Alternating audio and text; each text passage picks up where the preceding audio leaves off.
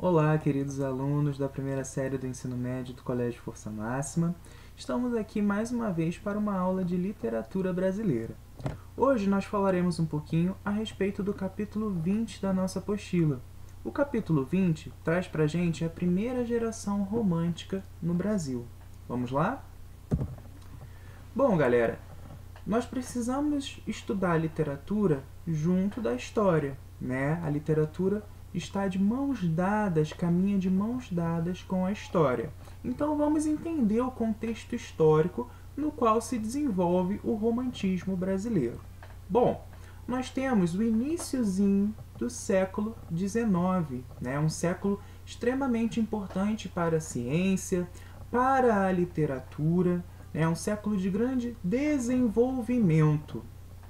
Nós temos Portugal em crise. Tá, Portugal em crise por quê?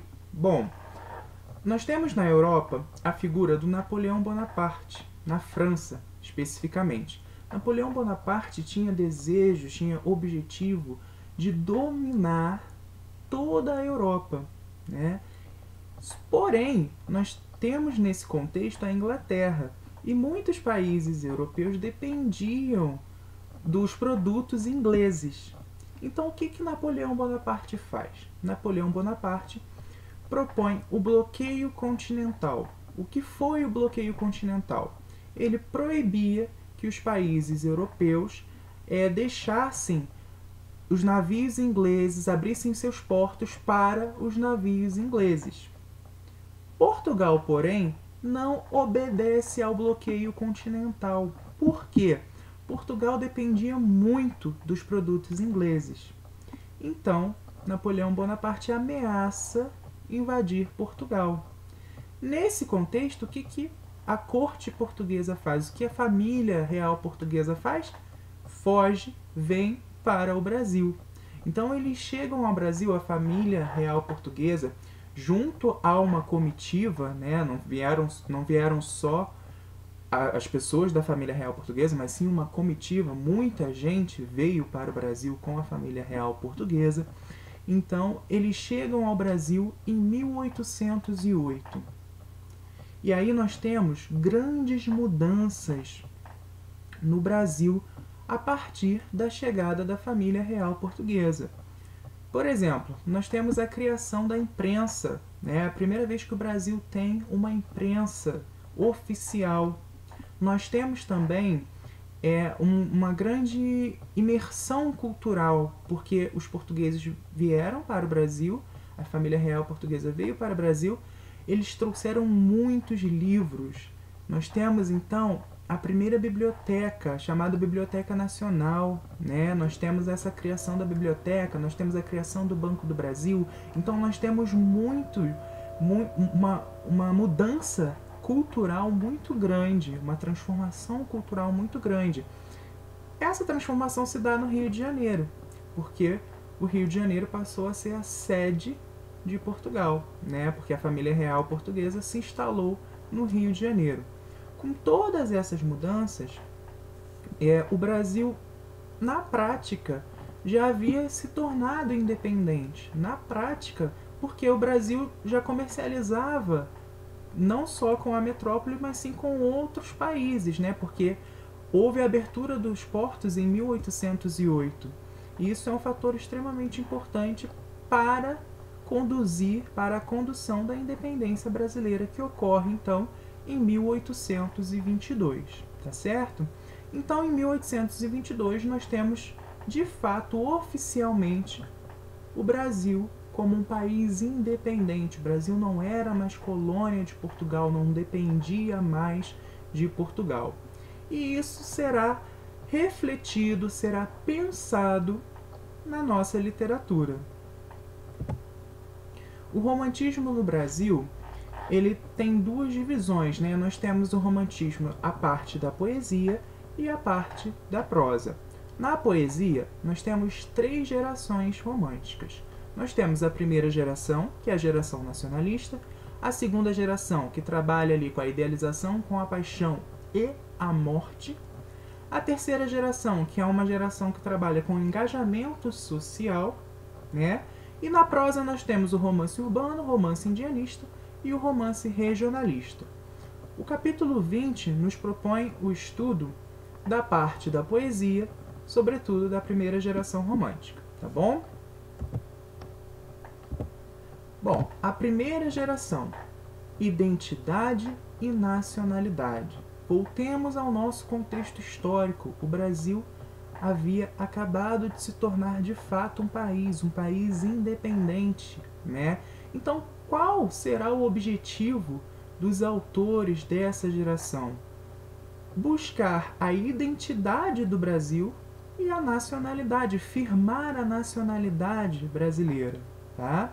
Então nós temos aí como característica a afirmação da identidade brasileira, ou seja, o desejo de mostrar para o mundo o Brasil, esse novo país, né, esse país independente de Portugal. Então, o principal objetivo é a afirmação da identidade brasileira. Nós temos o resgate do índio e da natureza. O índio e a natureza serão os símbolos da nacionalidade. Por quê, gente? O romantismo na Europa, essa primeira geração, continua sendo a geração da nacionalidade. Entretanto, na Europa, os autores retomam o período medieval, né? O Brasil não tinha como retomar o período medieval porque o Brasil, né, não teve esse período medieval. Então, o que os autores fazem? Eles retomam o que era o Brasil antes da chegada dos portugueses. O que havia no Brasil? Muita natureza e os índios. Então, o índio e a natureza serão os símbolos da nacionalidade brasileira. O índio, pela primeira vez, ele é visto como protagonista da literatura brasileira. Embora ele já tenha aparecido, por exemplo, lá no quinhentismo, né, nas primeiras manifestações literárias do Brasil, embora ele tenha aparecido nos romances, nos textos épicos, né, dos autores árcades, mas é a primeira vez que de fato o índio ganha um destaque, que o índio se torna protagonista da literatura brasileira. E esse índio, ele é um índio totalmente idealizado, né? Ele é visto como um herói nacional, como um bom selvagem. O índio totalmente idealizado, o índio é forte, ele é corajoso, é respeitoso, ele tem todas as melhores qualidades que um homem poderia ter. Essas qualidades são atribuídas ao índio, tá? É uma poesia descritiva. Então nós temos muitos textos descrevendo a natureza, descrevendo o índio, né? A natureza e o índio são temáticas constantes nessa primeira geração romântica, a geração que busca a identidade e a nacionalidade brasileira.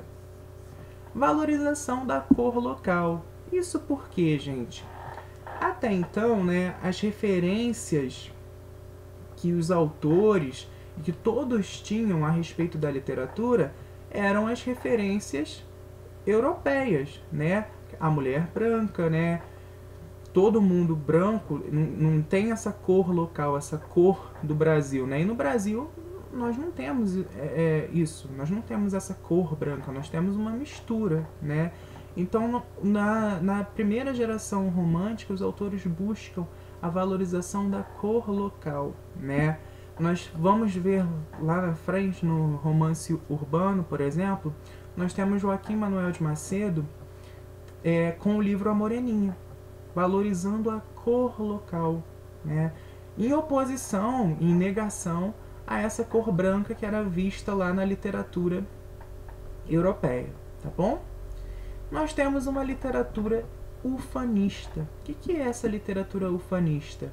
Apenas valorizando o lado bom, as coisas boas. O Brasil daquela época, como o Brasil atual, é cheio de problemas, né? O índio, como uma pessoa normal, uma pessoa qualquer, na verdade, ele também tem suas qualidades e seus defeitos, mas na literatura ele vai aparecer como um herói, como perfeito, totalmente idealizado. a natureza totalmente perfeita, totalmente equilibrada, né? Então essa literatura ufanista, que só vai valorizar as qualidades do Brasil, tá bom? Então essas são algumas características relativas à primeira geração romântica. O que nós precisamos entender? A primeira geração romântica valoriza o índio e a natureza. O índio e a natureza tornam-se símbolos da nacionalidade. Isso porque, para a afirmação da identidade do Brasil, esse novo país surgido aí por meio da independência em 1822. Tá bom? Autores dessa geração, dessa primeira geração, na poesia nós temos Gonçalves Dias com a grande obra Canção do Exílio, é a obra principal do Gonçalves Dias, e nós temos Gonçalves de Magalhães com Suspiros Poéticos e Saudades. Tá? Vamos analisar agora Canção do Exílio do Gonçalves Dias. Vocês até já devem ter visto esse texto em alguma prova, né, em algum momento da vida de vocês, vocês já devem ter se deparado com esse texto. Canção do Exílio. Minha terra tem palmeiras, onde canta o sabiá. As aves que aqui gorjeiam, não gorjeiam como lá. Nosso céu tem mais estrelas, nossas várzeas têm mais flores, nossos bosques têm mais vida, nossa vida mais amores. Em cismar, sozinho à noite, mais prazer encontro eu lá. Minha terra tem palmeiras, onde canta o sabiá. Minha terra tem primores, que tais não encontro eu cá. Em cismar, sozinho à noite, mais prazer encontro eu lá. Minha terra tem palmeiras, onde canta o sabiá. Não permita, Deus, que eu morra, sem que eu volte para lá, sem que desfrute os primores, que não encontro por cá, sem que ainda viste as palmeiras, onde canta o sabiá. Esse texto, esse poema do Gonçalves Dias, foi escrito por ele no momento em que ele se encontrava em Coimbra, Portugal, exilado. Né? Então ele estava distante do Brasil, ele não podia voltar ao Brasil. Percebam, né, que ele exalta o tempo todo as qualidades da natureza brasileira. Ó, minha terra tem palmeiras, onde canta o sabiá. As aves que aqui gorjeiam, não gorjeiam como lá, né? As aves que cantam, não cantam. As aves daqui não cantam como as aves de lá. As aves de lá cantam muito melhor, né? Nosso céu tem mais estrelas, nossas várzeas têm mais flores, nossos bosques têm mais vida, nossa vida mais amores. Tudo no Brasil é melhor, de acordo com a visão do Gonçalves Dias. Em cismar sozinho à noite, mais prazer encontro eu lá. Lá onde? Aqui no Brasil. Minha terra tem palmeiras, onde canta o sabiá. Minha terra tem primores, que tais não encontro eu cá. Ou seja, aqui em Portugal, onde ele se encontrava, né, em Coimbra, ele não encontrava os primores que tem na terra dele. Em cismar sozinho à noite, mais prazer encontro eu lá no Brasil. Minha terra tem palmeiras, onde canta o sabiá. Não permita, Deus, que eu morra, sem que eu volte para lá. Sem que desfrute os primores, que não encontro por cá. Sem que ainda viste as palmeiras, onde canta o sabiá. Nós temos o tempo inteiro Gonçalves Dias exaltando, enaltecendo a natureza brasileira, né? E é dessa forma que os autores da primeira geração romântica trarão essa literatura ufanista. O Brasil sempre será visto como o melhor, como o país que tem a melhor natureza, como o país que tem o melhor nativo, que é o índio, tá bom?